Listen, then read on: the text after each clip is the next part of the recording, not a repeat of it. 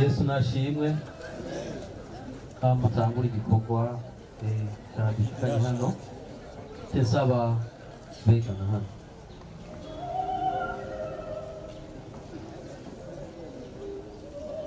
tubasabe mu cyubahiro cyanyu mubyaguruke bariko baramubazana umubiri hano mubyaguruke kugira ngo tumuhe icyubahiro ciwe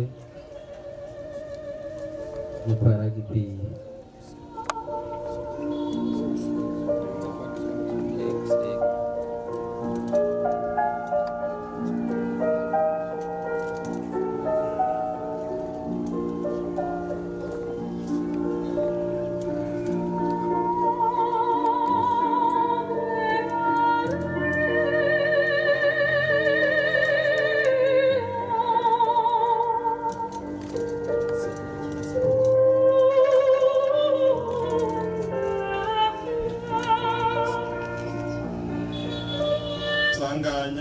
turabigushimiye mukama umwanya nk'uyu dusengeye hano hantu ibigiye gukorwa byose mana urongora abagiye kubikora wihese icyubahiro uzigama umuntu wese ari hano muri kino kibanza utugirire neza imihango yose igiye gukorwa ube hano hantu kugira ngo ababikora barongora utugire neza nk'Imana tubisavye mu izina rya Data wa twese n'iry'Umwana n'iryamwe mu yera amen.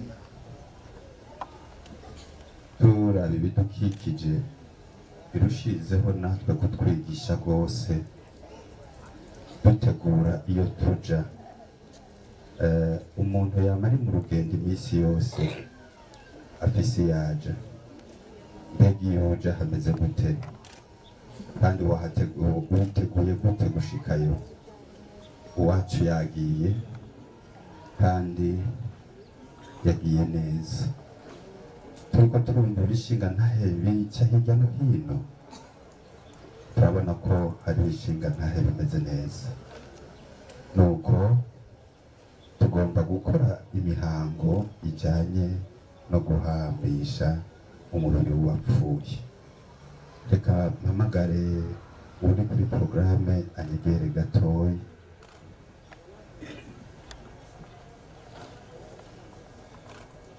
Kandi arambwiye neza cyane rero nkumva umenga nobwira ishengero ryose gutekana kugira umunezero w'iwacu atasha amahoro. Kubw'ibyo rero ni twebwe dusigaye tubandanye kwiyumvira no kuraba neza mbega aho turiko turaja hameze gute kandi Imana iriteguye kwakira uwo wese amwitavye. Uhoraho arushirizeho kubanzigamira no kubahezagira. Murakoze. Yesu ashimwe. Amen. Nkuko babinsavye nako byateguwe nagomba abashikirize muri make ubuzima bwaranze uyu muhisi Ntirubuza Janvier. Ndaca ku mayange kuko abashoboye kuja mu rusengero byinshi byavutswe sinobigarukako kugira ngo ducunguze umwanya umwete. Murabona ko n'amasaha yazindutse ageze kure. Uyu Ntirubuza Janvier nagomba ndabamenyeshe ko yari muramwanje kuko mbukana n'umufasoni wiwe. Rero uyu Ntirubuza Janvier yari amazina yiwe ni Ntirubuza Janvier, yari yavukiye mu Kibuye komini Sare mu mwaka w'1954. Se wiwe yitwa Mahara Joseph, nyina nawe yitwa Nyanzira Therese. Yari yarize amashuri mato mato mu Kibuye, araniga kuri Atene primaire, hanyuma araja no muri secondaire ariga ETS, ariko kubera ugwimo amashuri ntiyashoboye kuyabandanya. yiga imyuga yerekeye ibya mekanike, ariko aho aviriye ngaho yaciye abandanya ayandi mashure y'imyuga asanzwe, hanyuma aca abandanya ubuzima busanzwe yikorera ibyiwe yongera akora ibijanye n'ivy'imyuga.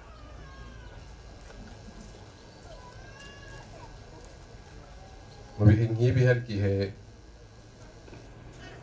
igihe nohava ntera inkuru mukagira ngo simbabaye, ariko ndababaye. Iwacu twaramugwaje, abarira twararize bikwiye, kandi nk'uko babivuze yarashoboye kwitegura neza.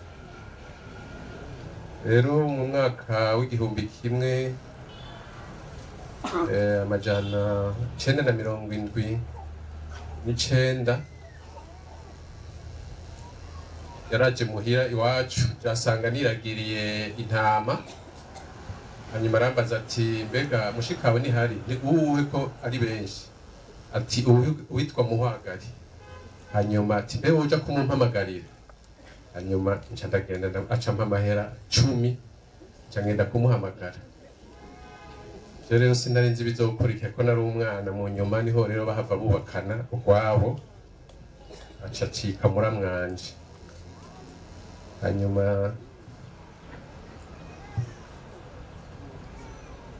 babivuze, nababwiye ko yari yarize imyuga, yarakoze ahantu henshi mu ma entreprise. Abantu barutse kera hariho ama entreprise bitwa Bashamukiga, Basebera, nka Mutamarwa Nkineza, harya ngira ngo arabazi. Bari bafise ama entreprise yo kubaka, ayo yarayakozemwo cane cane. Bajya bubatse harya bita kwa Kadafi, ujya musigiti ari mu bawubatse. Yari umuntu yizera kandi akunda Imana. Mwumvise ko yamaze imyaka irenga 30 ari mwarimu wo kw'ishure ry'Inyakabondo mu Gasenyi. Hanyuma yitavye Imana itariki 9 z'ukwa gatatu 2006, inyuma y'indwara yaramazanye igihe kirekire imusinzikaje. Yibarutse yabyaye abana 11, ariko 2 baritavye Imana. Ubu abariho n'abana 9, akagira n'abuzukuru 10. Hanyuma y'ivyo rero je nagomba nshinga intahe ntoyi ubuzima bwiwe, igeretse kuyavuzwe mu rusengero aho twari. Nukuri uyu Ntirubuza Janvier yari umuntu w'urukundo rwinshi cyane, ngira ngo mu kibano barabizi. Ibi si bimwe abantu baba bavuga ati mbega abantu bose bapfuye amara abantu beza bahayagitswe. Oya, si ibi, kuko wewe yari umuntu afise urukundo rurenze cyane. Umufasoni wiwe n'umuntu w'ibishobisho byinshi, umuntu afise ibishobisho. Aho haduka nk'akagorane wewe akabikuza cyane, agaca amubwira ati Muhwagari wewe ivyo bireke nibisanzwe. Yari umuntu rero w'umunyamahoro, ngira ngo mu kibano nta muntu yovuga ko bigeze bashwana n'umunsi umwe. yarakunda abana biwe, eka yarakunda inshuti n'abagenzi. Ico ubonamwo ingorane ahubwo we yakibonamwo inyishu.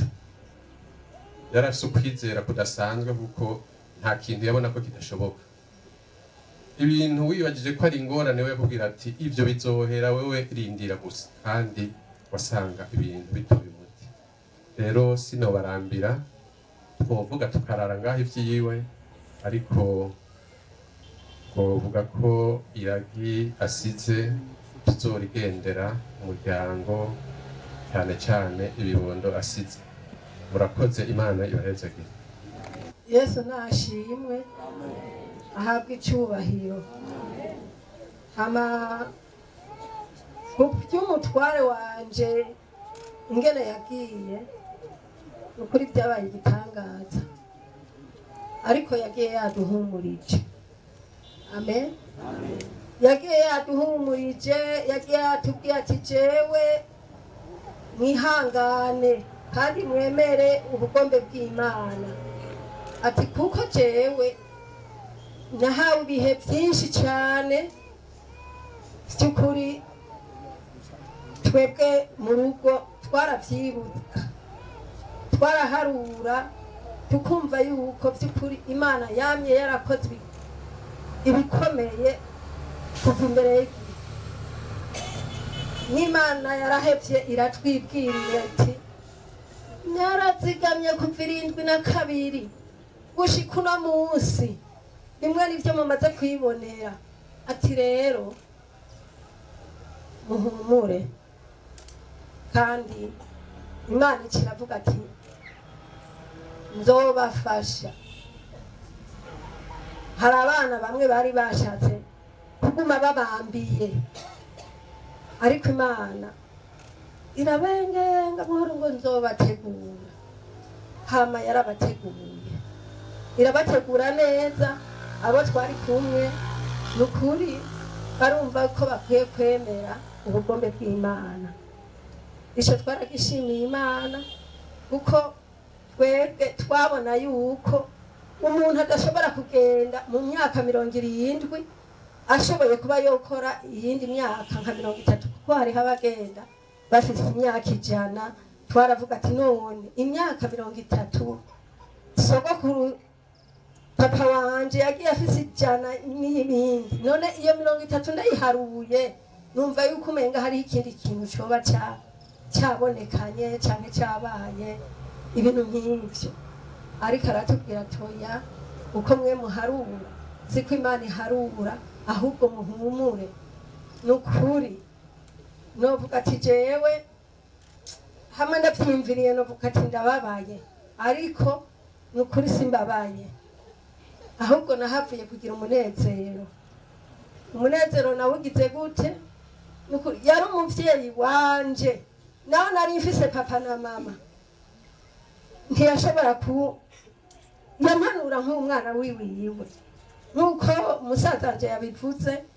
Jewe narabona agomba kureka ibintu, gasha namubwira ati ariko vy'ukuri wewe witwa byose byamvuye ku mutima ngo kubw'amaraso ya Yesu, ati ariko vy'ukuri ibijya bintu bigende bihere. Ariko akatubwira ati byose n'ubusa mubimenye, kandi ndafise uburorero bwinshi nshobora kubabwira.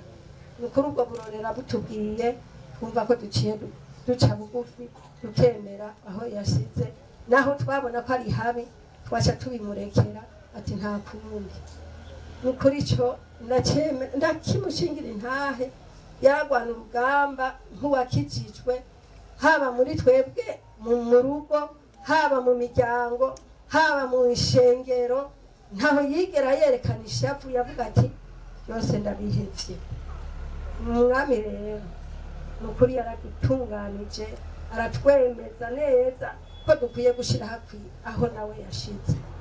Rero nukuri ubwo rugendo rwiwe rwaradutangajije. Yaramaze iminsi aravuga ati abakozi b'Imana baraje barasenga ati igitabo kiruburuwe. Yabwira abana ati mwavyumvise, igitabo kimaze kuzingururwa nta kiba gisigaye, nimuhumure. None rero baremera aho Imana ishize.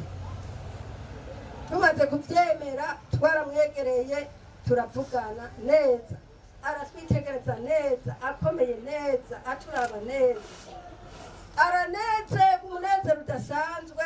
Natwe tuguma mu munezero, yigira amahoro. Hama dushima Imana, nta wavuze ngo yo ngo akomeye, ahubwo Yamana yavuga ati ndi kumwe namwe, yabanye natwe gushika n'uno munsi. Imana ihabwe icyubahiro, nimwakire mu bwami bwayo. Murakoze. muri impore naho turi mu bihe byoroshe, numva nezerewe cyane no kuba turi kumwe namwe muri uko kudushyigikira ubwo umubyeyi wacu yarayatashye.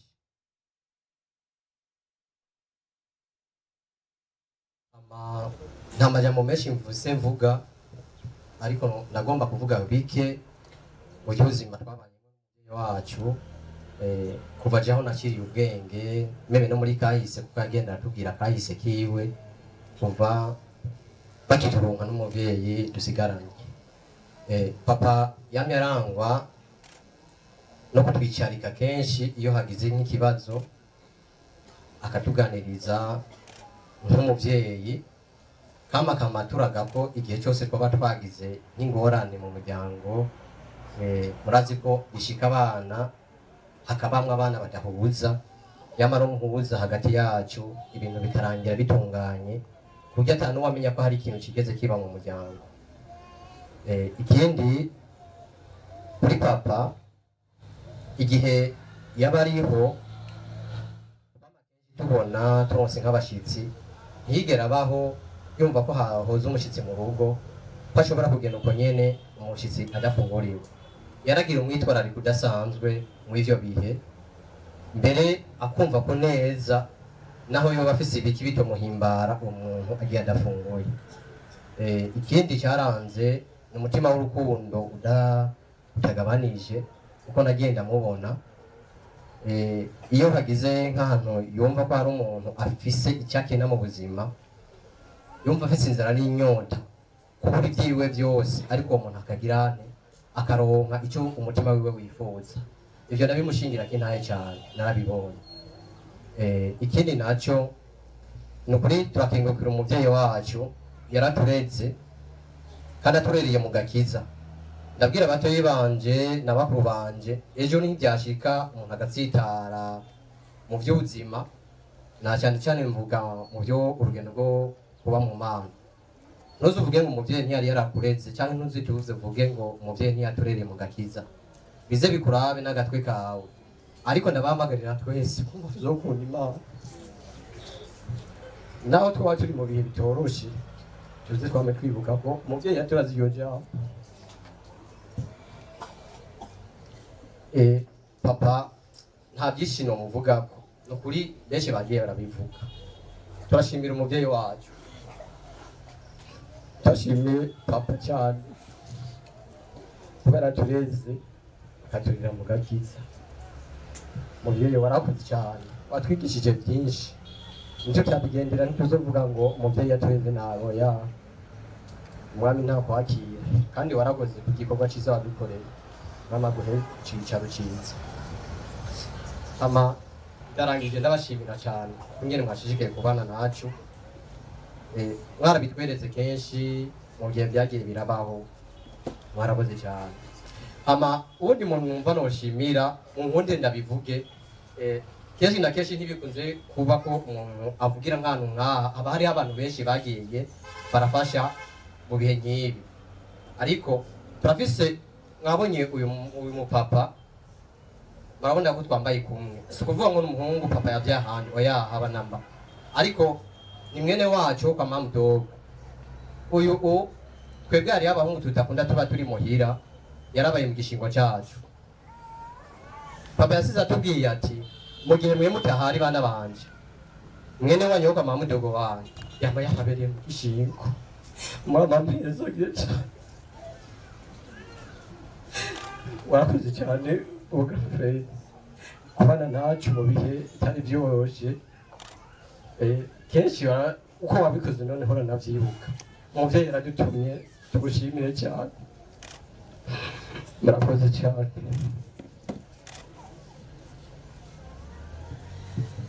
arakoze cyane. Ibishinga ntahe ni byiza kandi byiza. Ibyo bishinga ntahe nyene nivyo biremesha ishengero. Natwebwe dusigaye tukavuga ati ese twomera nka Ndirubuza Janvier, ese tworangiza amahoro nkawe, ese tworangiza nk'uko yarangije, ese twokora nk'uko Janvier yakora. Ibyo bikaba ibyo twifuza tuguma twiyumvira ko cyane. Imana ihabwa icubahiro cyane. Nuko rero tugomba dukore imihango y'ishengero yo guhambisha umubiri uwagiye, kuko uyu munsi ntiyitwa Janvier, uyu munsi yitwa umuhisi. Ibi tubona ni kiziga, Janvier ntakiriho, kandi gushika muri aka kanya nta ukunda Janvier ahari. Kuko iyaba wavuga ati ndakunda Janvier, wari kugumana n'iki kiziga kikaguma mu nzi wawe.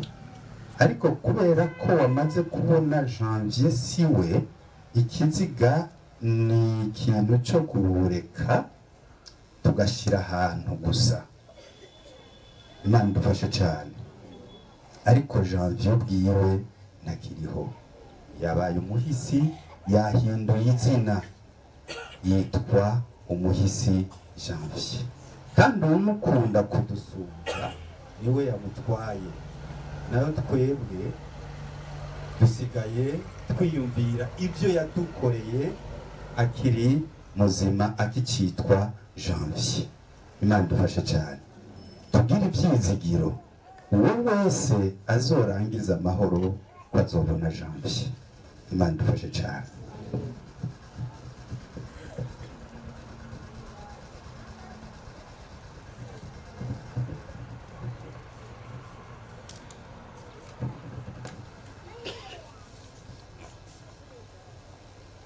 Ni jewe kuzuka n'ubugingo, unyizera niyo yoba yarapfuye azobaho, kandi uriho wese anyizera ntaho azokwigera apfa gushitsa ibihe bidashira. Yohana igice cya 11 umurongo wa 25 gushika 26. Ariko jewe ubwanje nzi yuko umucunguzi wanje ariho, kandi ko kw'iherezo azohagarara ku isi, kandi urukoba rwanje nirwamara kubora nzobona Imana mfise umubiri, nzoyibonera ubwanje, amaso yanje azoyitegereza, nta wundi nzoraba. Umushaha wanje udendebukiwe n'inkumbu. Yobu igice cya 19 umurongo wa 25 gushika 27. Kuko ataco twazanya mu isi, kandi ataco dushobora kuyivanamwo. Icete cya mbere Paulo yandikiye Timoteyo igice cya 6 umurongo w'7. Uhoraho niwe yagavye, kandi Uhoraho niwe agaburuje. Izina ry'Uhoraho nirishemagizwe. Yobu igice cya mbere umurongo wa 21. Nimuhagarike imitima yanyu, mwizere Imana, nanje munyizere. Imuhira kwa data hari amazu menshi, iyaba atariho mba ndabibabwiye. Kuko ngiye kubategurira hanyu, kandi ko ngiye kubategurira hanyu, nzogaruka kubajana iwanje, ngwaho ndi namwe abe ariho muba. Kandi yonja murazi inzira ijyayo. Toma aramubwira ati, mugenzi, ntituzi yuja, dushobora dute kumenya inzira? Yesu aramubwira ati, ni jewe nzira n'ukuri n'ubugingo, nta ushika kuri data ntamujanye.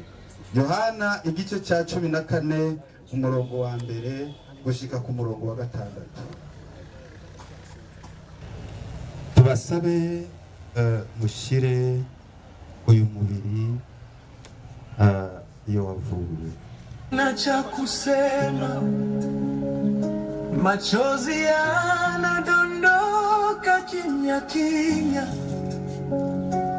pasipo sauti, ikaumia bila mtu kujua. Lakini mbele zako Baba hakuna tone linalopotea. Kuna siri kwenye maji machozi yangu. Imana ishobora byose kubw'imigabo y'ubwenge bwayo yakuye mwene data Ntirubuza Janvier muri iyi si. Nicyo gituma dushira uyu mubiri w'uwapfuye mu ivu.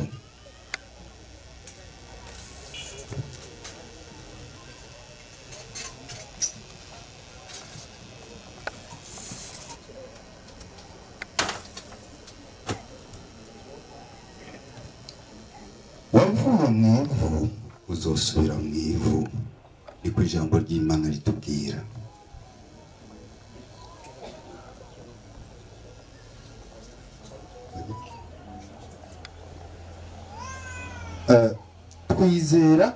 twizera kuzozuka kw'abantu bose ku munsi w'imperuka n'ubugingo bw'ibihe bizoza kubw'umwami wacu Yesu Kristo.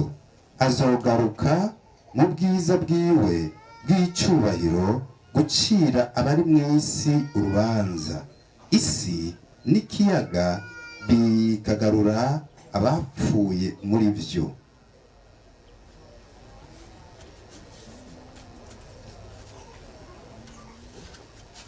Imibiri ibora y'abapfuye muri we izohindurwa ngo ayishushanye n'umubiri wiwe w'ubwiza, nk'uko afise ubushobozi bwo kwigandurira byose. Dusenge. Mana y'imbabazi, data w'umwami wacu Yesu Kristo, ari we kuzuka n'ubugingo, kandi uwo ari we wese amwizera azobaho niyo yoba yarapfuye, kandi uwo ari we wese ariho abamwizeye atazopfa ibihe byose. Turakwinginze twicishije bugufi data wa twese, ngo utuzure mu bapfuye mu rupfu rw'ibyaha, tugere mu bugingo bwo kugororoka. Uduhe ivyo kugira ngo nitwapfira muri ubu bugingo tuzoshobore kuruhukira muri wewe, ngo igihe abantu bose bazozukira ku munsi w'imperuka tuzoshimwe mu nyonga zawe, kandi duhabwe umugisha uko umwana wawe akunda cyane azoha abagukunda bose kandi bakakubaha, ati nimuze abo data yahezagiye, muragwe ubwami bwateguriwe data w'imbabazi, kubwa Yesu Kristo umucunguzi wacu. Amen. Reka dusabe abadufasha bashire ko bugare inomba.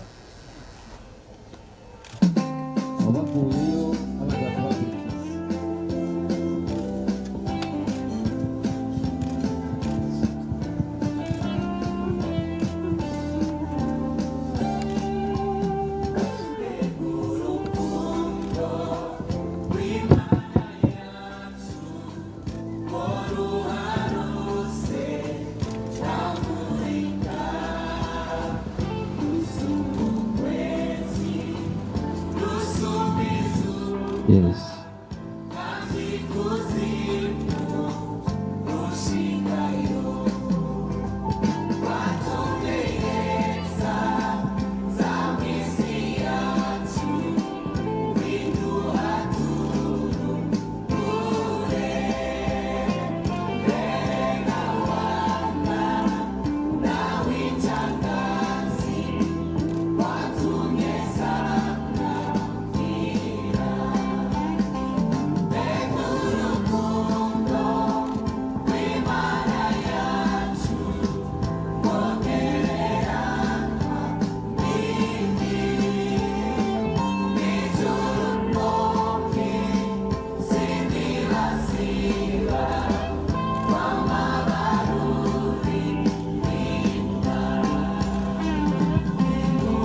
murakoze cyane. Reka rero abataronse natwe udushurwe tubyaguruke mu byaguruke.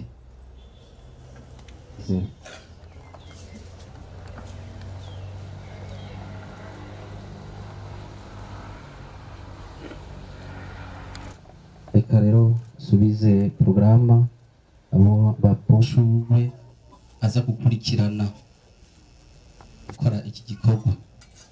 Dushaka ko biratondekesheje ku murongo, dushaka yuko uko twabikoze ariko biza rero turaza gutangura, tuza gukurikiza ko ishurwe ry'abana uko ndiko ndabivuga ko ariko bayazana. Hanyuma irya gatatu yaza kuba famille Adalbert, iry'umunani famille Singirankabo Deo, iry'icenda abishwa biwe 10 abo yavyaye kwibatisimo 11 ishurwe 13 famille Hicuburundi Didance 15 famille Mauricio François 16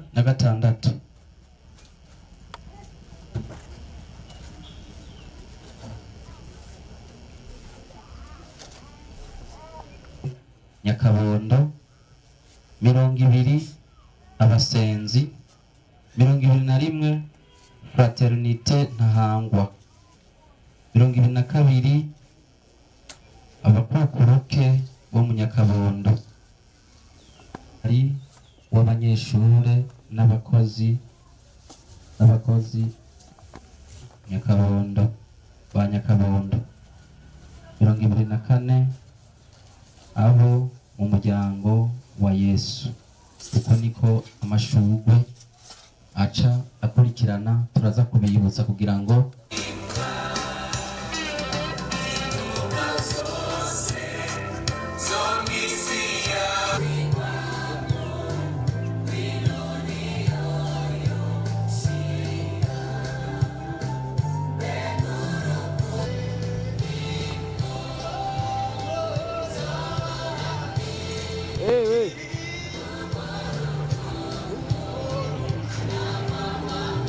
turakurikiza ishurwe ry'abana.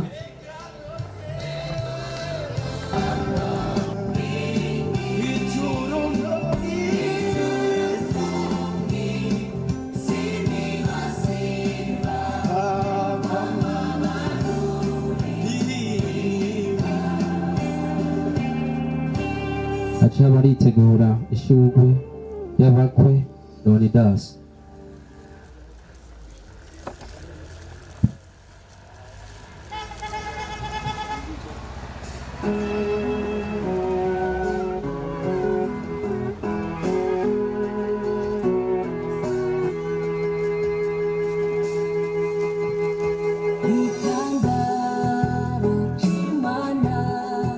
Leonidas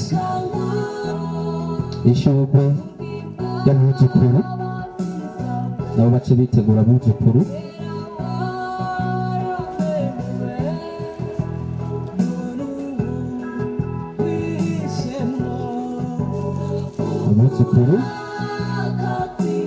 Hanyuma famille Nyandwi Sylvestre nawe nabace yitegura.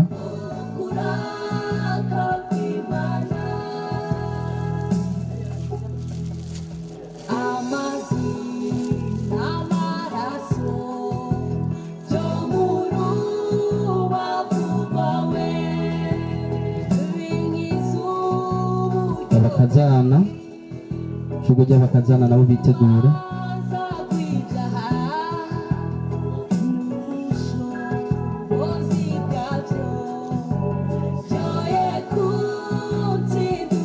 Abakazana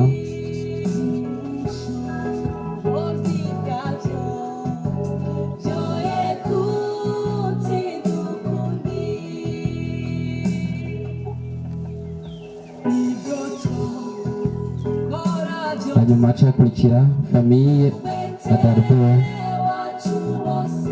Adalbert, famille Adalbert,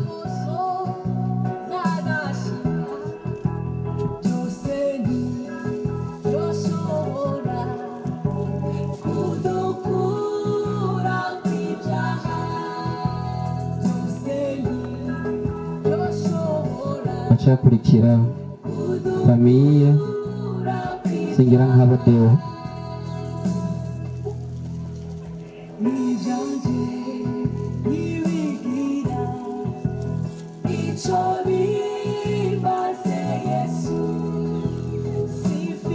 hanyuma abishwa nabo bace bitegura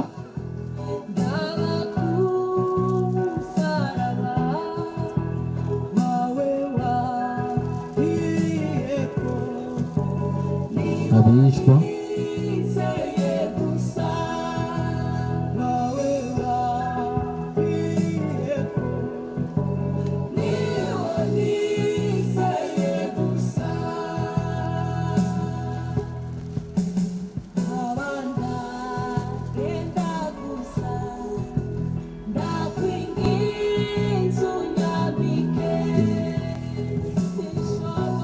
hanyuma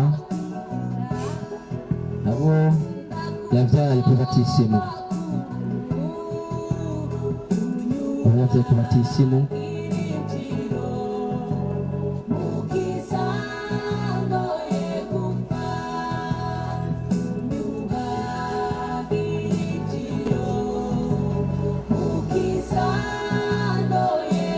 hanyuma ishurwe rya RTBB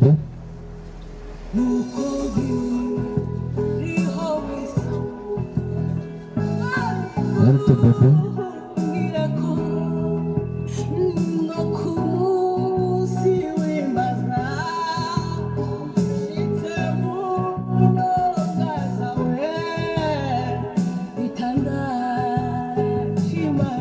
famille Enoke, famille Enoke na famille Hicu Burundi Didance,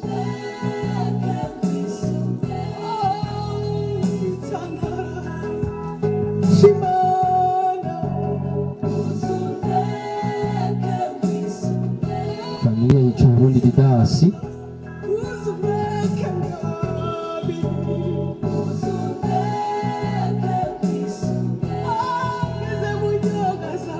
hanyuma Nibirangeza Antoine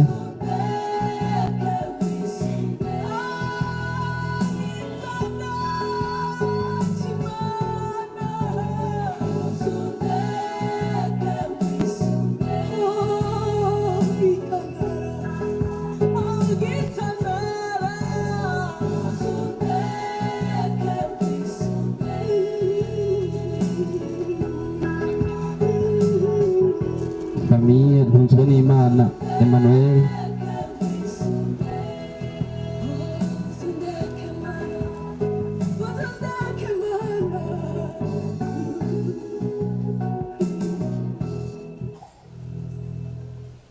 hama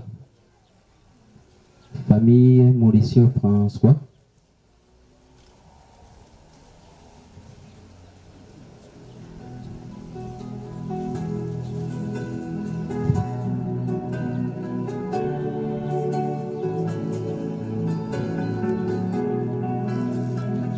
hanyuma turakurikiza ku paruwasi Nyakabondo,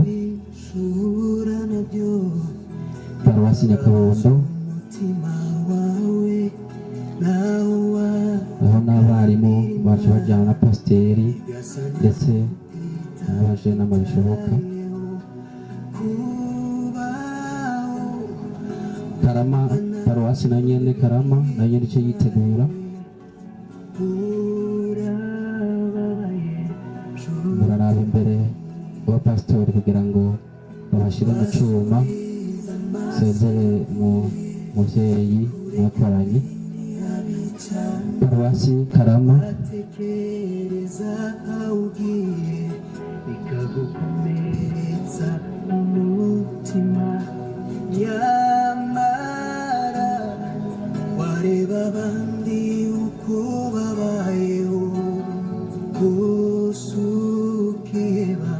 abagabo ba paruwase Nyakabondo, abagabo ba paruwasi Nyakabondo, muze murarenderana havayo bamwe ivyo vyiza.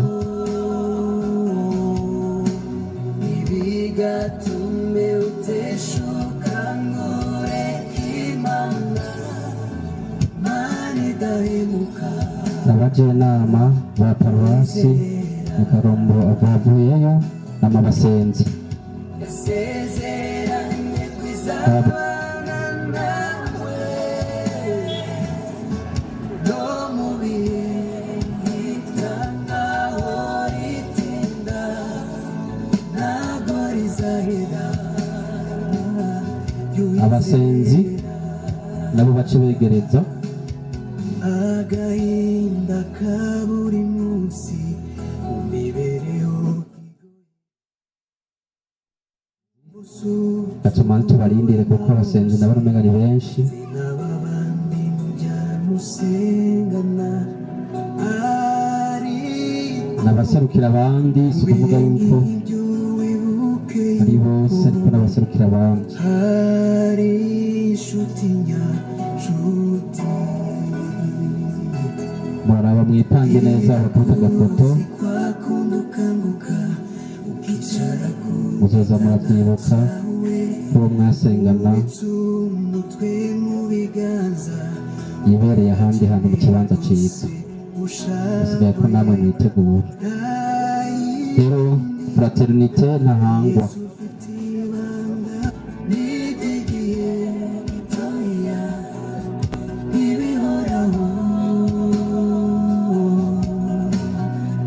Hanyuma harakurikira abakukuruke bo mu Nyakabondo, abo bahoze nabo ari abarimu bo muri Nyakabondo, abo babita abakukuruke. Rero abo n'abapasiyone bo muri paruwasi bakoranye n'ubumutama byinshi.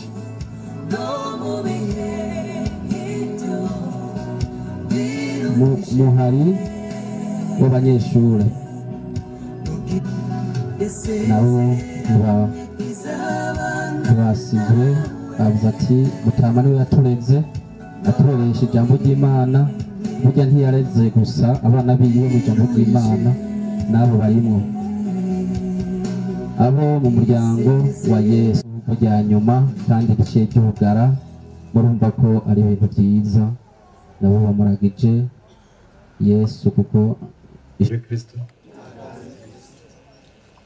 Nagomba bataka akanya kugira ngo ku izina ry'umuryango wa Ntirubuza Janvier ndabakengurukire cyane kuba mwaduhaye uwo mwanya mukaduherekeza mukadushigikira, muragahora gutyo. Dusabe kandi imbabazi kuko murabona ibirori bisa n'ibyatevye gatoyi, ariko nta kundi yari umukunzi wacu. Nagomba ndabamenyeshe kandi ko kuza gukarabira ku nzu y'amakoraniro sale iri kw'ibarabara rya route nationale numero 1 hajya haruguru yo ku kazuba gatoyi imbere yaho bita ku baduwaniye. Nibaza ko muza kuhabona imodoka zimwe zimwe tuzoba twari kumwe, abagenda imbere tuca tuhahagarara kugira ngo muhabone. Ni kw'ibarabara ariko ni nko ku metero nk'ijana uvuye kw'ikaburimbo duga haruguru gatoya, si kure. Ni Irama Center niko yitwa iyo sare. Rero ndaza gusubira gufata akanya ko kubakengurukira tugeze hariya aho tuza gukarabira twongera duca no ku mazi. Imana ibahezagire. Tugomba kurangiza ikoraniro ryacu, tubyaguruke twese turangize. Mana yacu, turagushimiye ukuntu wabanye natwe kuva ku ntango gushika ku musozo w'ibi bikorwa vyose. Turagushimiye, turagukengurukiye tugiye gusubira iyo twaje tuva, kandi mwami n'ikindi gikorwa gisigaye uze kuba muri cyo tugisozera amahoro. Uhoraho turakwiragije, uhoraho turagusize, turakwisize mu maboko yawe, aba ari utuyobora, aba ari uturongora, kandi ubandanye gukomeza no kuremesha ubwoko bwawe. Tugume ku ntumbero yawe, ntidutirigane, ahubwo tuze dusozere natwe amahoro. Ewe uhoraho, urabana natwe muri byose, tubisabye byose mu izina rya Yesu Kristo, amen. Ubuntu bw'umwami wacu Yesu Kristo n'urukundo rw'Imana no gusangira mpwemu yera bibane natwe twese ibihe bidashira, amen. mbona abo hakurya ya Yorodani bo bararirimbye nk'umugeni aratashye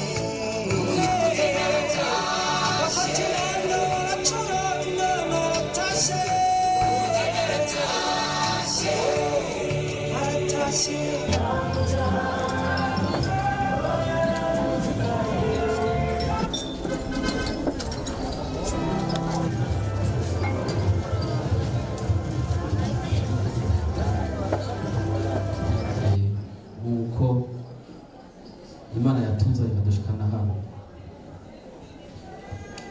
Dusebeza Uhoraho, murinzi n'umuzigami wacu, wowe witwararika ubugingo bw'umuntu wese. Turagushimiye, turagukengurukiye kubona wama witwararika ubuzima bwacu, kandi kubona watujanye ukadushikana aho twategezwa kugushika, kandi tukaba twahashyitse amahoro. Iki kibanza turimo ni kubw'ubuntu bwawe n'imbabazi zawe nyinshi watugiriye kubona turi hano muri kino kibanza.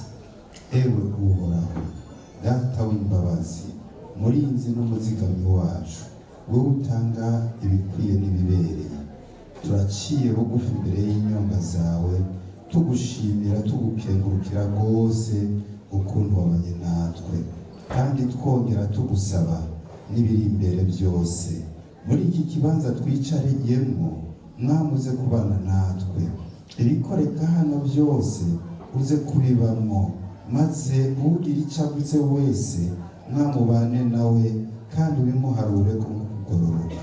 Turakwiragije akanya kose tuza kumara hano, tukwisize mu maboko yawe, abari utuganza, abari utugaba. Urakoze bwirukiro ko wumvise gusenga kwacu, tubisabye byose mu izina rya Yesu Kristo, amen. Arakoze cyane. Reka rero muri uno mwanya nyine w'umuryango baserukira umuryango kugira ngo roshe n'imihogo n'akazuba twagiye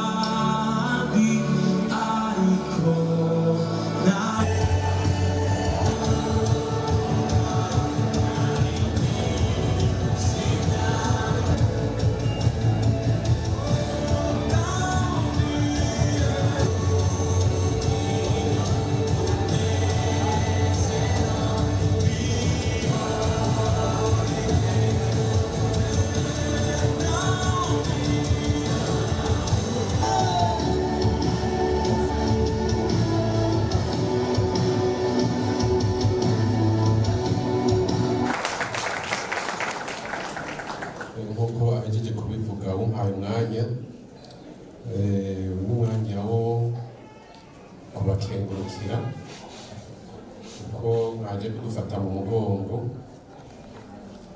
Kuri uyu munsi turamutse dushimura uyu mukunzi wacu Janvier Ntirutse, kuva akigwara muri mwebwe hari abamuravye baramuzanira agafanta, abandi baraza kumuremesha n'igisabisho. Ivyo byose turabe umuryango urabibakengurukiye. Urukundo mutweretse natwe nk'umuryango ntituzobwirengagiza, ntituzobirengagiza haba mu bihe byiza canke mu bihe bikomeye. Nagomba mbwire cyane cyane umuryango ugizwe n'abana biwe nk'umusigwa, barabe ishengero baribonemwo urukundo rwaranze uyu Janvier Ntirubuza, nabo baze bagire gutyo.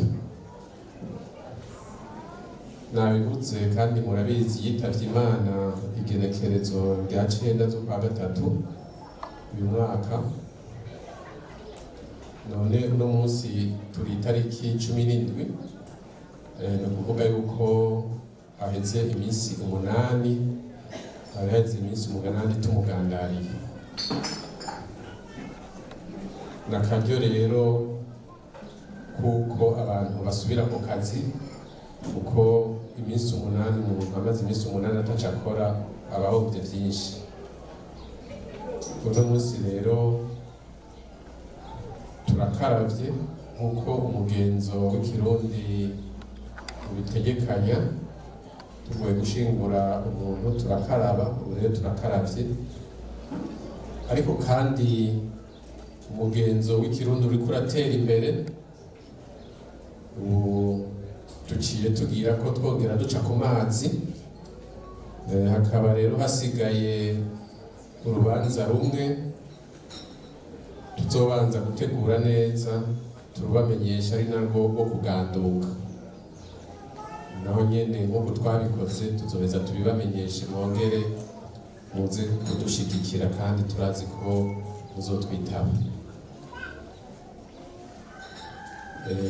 Navuze ko hari bamuravye agwaye ibibiki, bari bazanye udukwi, mwagumye mushika. Hariho abagumye bazana ikimazi, hari nabo baba batabishoboye. Nsabe abari muri komite babereke ingene mugishikana, hanyuma tuhave dusozera urubanza.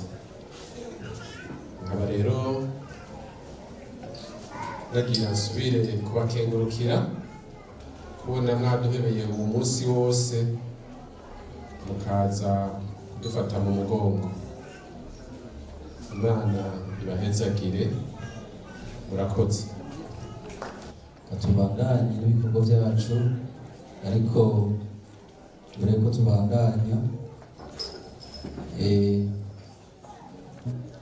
hariho n'abahatwara. Rero reka dusabe umwe muri batanu ashike hano aserukira intwaro. Hanyuma natwebwe turakengurutse kandi ugira kandi ukungene twigishingiro nk'iri ryose riza guherekeza umutama wacu Ntirubuza Janvier.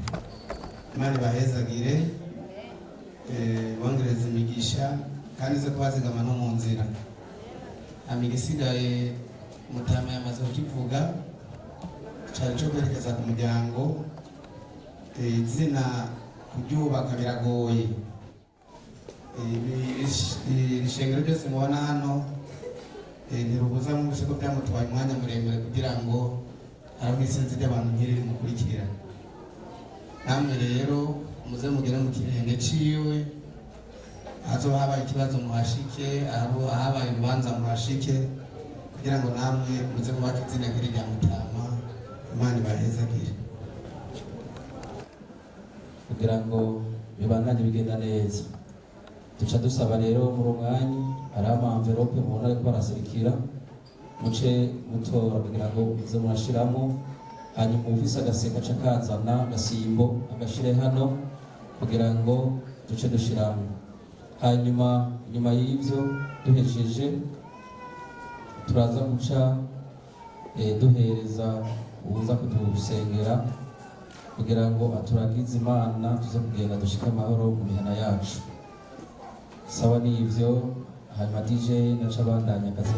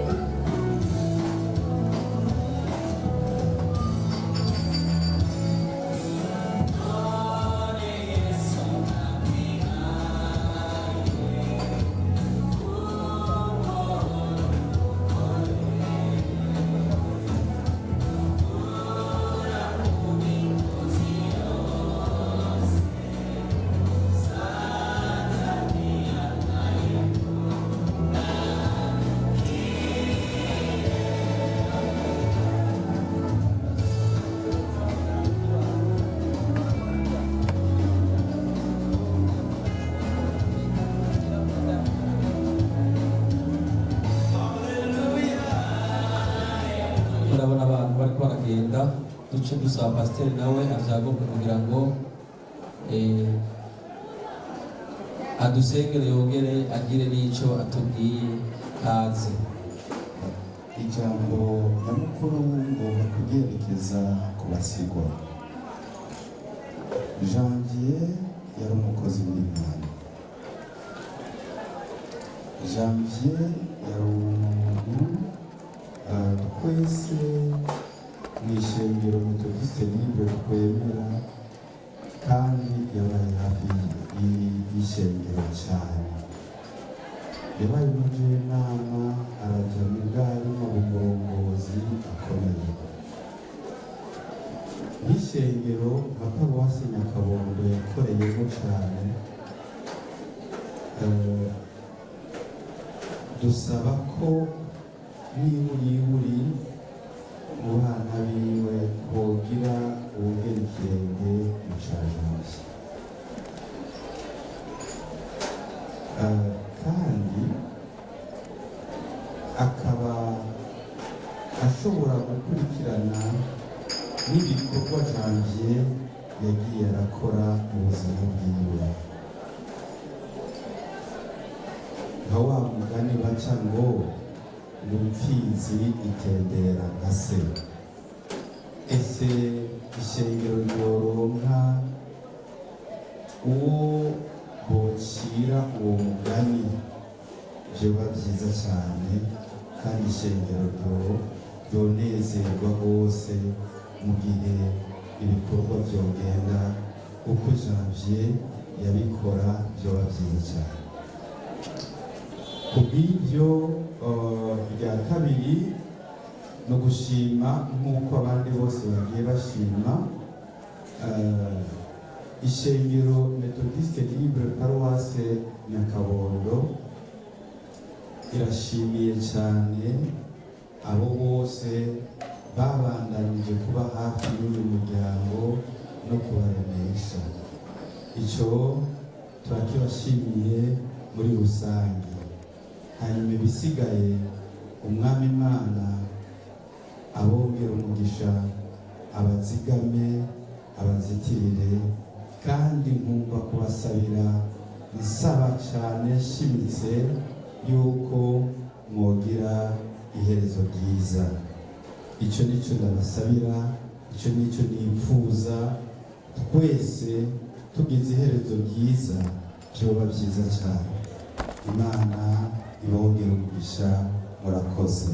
Tubyaguruke turangize uno mwanya wacu. Mana nyina amahoro, uhoraho uburengeye byose, data wa twese, murinzi n'umuzigamyi wacu, turagushimiye. Watanguranye natwe kuva mu bugica mu gitondo, aho twagize intambuko zitatu, aho twari tuvuye kuri morgue tuja mwami mu rusengero, turava mu rusengero turaja kwirimbi. Wabanye natwe, uradukuyeyo, uradushikanye muri kino kibanza. Ibyo byose waturinze mu maja no mu maza. None mwami, tugeze ku musozo w'ibi bikorwa byose. Uhoraho turakwinginze, ujane n'umwe wese, udushikane mu macumbi yacu amahoro, kandi ubandanye kuremesha no kwigisha umuryango w'umusigwa. Bwirukiro udushikana amahoro, kandi uzurushirizeho kutwibutsa ibikorwa bya Janvier yagiye akora, maze natwe turushirizeho kubandanya tugera ikirenge mu ciwe. Uhoraho ubane n'ishengero ryose muri rusange, kandi ubahe umugisha utagabanije, urushirizeho kubarinda no kubazigama mu mpande zose. Urakoze mwami ko wumvise ugusenga kwacu, tubisabye byose mu izina rya Yesu Kristo, amen.